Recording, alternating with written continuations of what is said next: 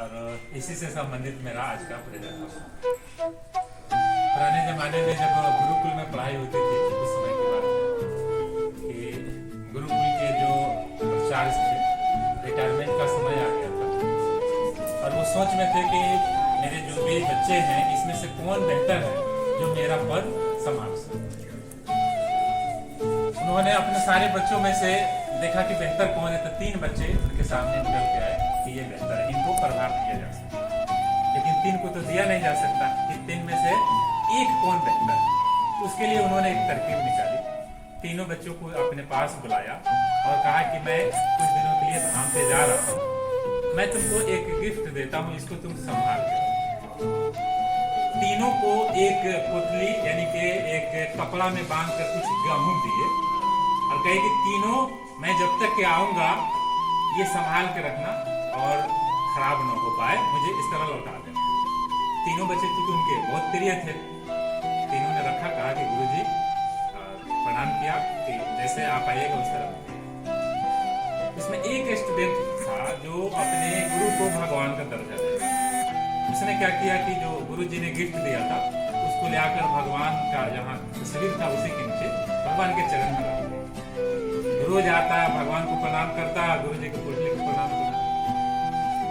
दूसरा जो उनका शिष्य था तो अपने गुरु को गुरु मानता था और कहता था कि गुरुजी ने जो किताब का हमको ज्ञान दिया है, तो अपना जहाँ किताब लाइब्रेरी जहाँ था अलमारी वहां लाकर उनको रख दिया। जब भी किताब खोलने जाता तो गुरुजी को पुतली को देखता, प्रणाम करता। लेकिन तीसरा जो है उनका जो छात्र था उसने क्या किया कि पुतली खोला, देखा क्या है, गेहूं का दाना था। उसने कहा कि गुरुजी 6 महीने में आएंगे, जब तक ये सड़ जाएगा। स्कूल के ही बरामदे में जो ये फील्ड पर उसको जुतवा दिया और खेत में पूरे बीज को छेड़ दिया। समय बीता गया, गेहूं बड़ा हो गया, लहलहाने लगा। गुरुजी आए और आते ही पहले प्रश्न किया कि तीनों को बुला के कि मेरे द्वारा जो दी गई गिफ्ट थी वो कहाँ।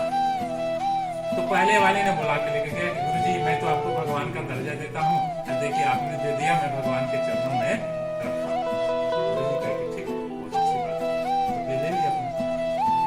दूसरे स्टूडेंट से पूछा तो उन्होंने कहा कि गुरुजी मैं जहाँ किताब अपना रखता हूँ वहीं पे किताब के साथ ही मैं इस चीज को रख दिया कि जब भी मैं किताब लेने जाऊँ, पढ़ने जाऊँ तो मुझे ये चीज तो मुझे हमेशा याद रहे।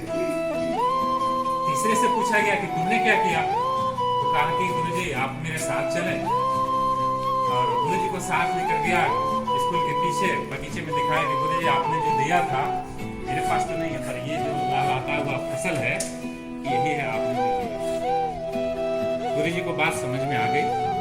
गुरुजी ने तीनों को एक साथ बुलाया। बाकी जो 2 पोटली थे खोल के देखा, बहुत सारे दाने थे जो सड़ चुके थे। उन्होंने कहा कि यही चीज है जो शिक्षा है।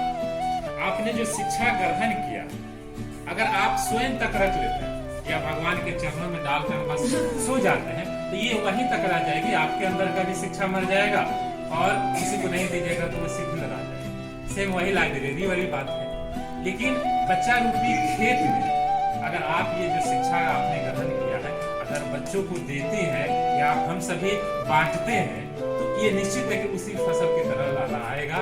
और आज मेरे विद्यालय के बच्चे, मेरे गाँव, मेरे जिला, मेरा पूरा राज्य, पूरे देश में मेरे बच्चे। तो आपसे आशा करता हूँ कि आप यही जाकर